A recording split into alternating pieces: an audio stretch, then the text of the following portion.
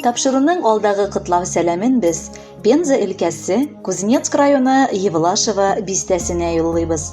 Бүген үзенең 66 яшьлек матур туган көнен хөрмәтле милләттәшебез Фаттахова Гөлшат Үмәр кызы каршылый. Күркәм гомер бәйрәме белән ихластан сезне, яраткан гаилә әгъзаларыгыз котлап, иң җылы теләкләрен җиткерәләр. Әллә ничә еллар элек үз мәхәббәтемне очратып, матур гаилә кырдык. Татулыкта, бәхетле гаиләнең яшәвенә күзләр тимәсен дип бар туганнар, дус-ишләр сыкланып яшәделәр.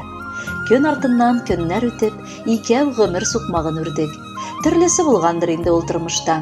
Әчесе дә, төшесе дә. Ләкин син, гомере буе мине чын ир итеп, бер сүземнән дә чыкмыйча, каршы килмичә яшәп килдең.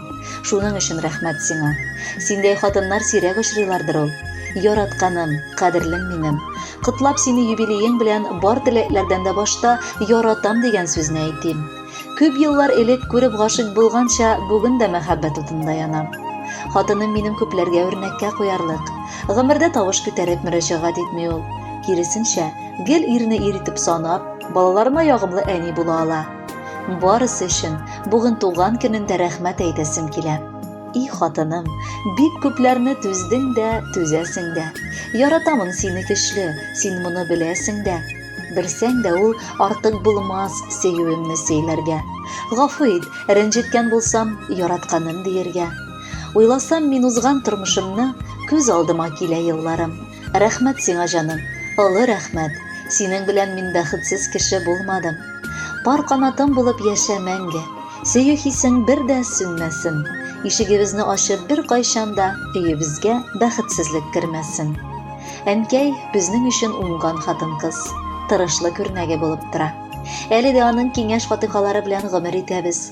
Кадерлебез безнең өчен бүген дә ныклы таяныч. Шиксез рәхмәтлебез аңа, диләр балаларыгыз сезнең турында, хөрмәтле Гөлшат Үмәровна.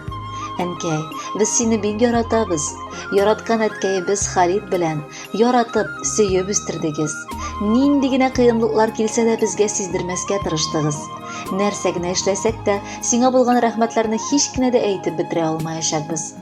Зәңгәр күгебездә ал кояш сүнмәсен, балкып янсын. Әнкәебез, синең нурлы йөзең гел көләч булып калсын. Кадерлебез безнең, зур һәм якты бәйрәмең көнендә сиңа ихлас котлауларыбызны юллыйбыз. Аллаһы Тәгалә сәламәтлектән айырмасын, җан тынычлыгы, бәрәкәтле озын гомер насыйп итсен. Иңнәрендәге шәфкать фәрештәсе бер кайчан да ташламасын. Сабыр, кешелекле, эшкерсез булуың, безнең шатлыклар һәм борчуларны йөрәгең аша үткәреп, киңәш бирүең өчен рәхмәт сиңа. Авыр хәзрәт кичерсәң дә сынмадың, сыгылмадың. Тормыш иптәшең Халид белән бала оныкларыгызның рәхәтен күреп, тигезлектә гомер итәргә язсын. Тагын озак еллар туганлыкны саклап яшик. Әни бит ул өйнең яме, тормышта олы терәк. Сәламәт бул, озак яшә. Син бит әни безгә бик кирәк. Әни диеп дәше шундый рәхәт. Рәхмәт әни, һәммә бездән рәхмәт. Әни булдың, әни булып калдың. Һәр көнеңне безнең өчен яшәп. Җир йөзенең бөтен матурлыгын килә сиңа әни бүләк итәсе. Дөньядагы иң матур сүзләрнең иң җылысын сиңа әйтәсе.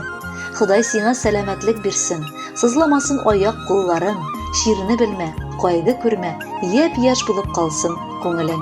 Хөрмәтле Гөлшат Үмәровна, матур туган көнегез котлы булсын.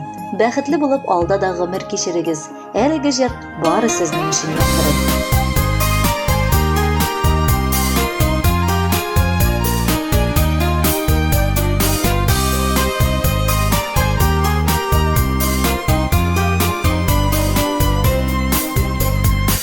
Çiçekleri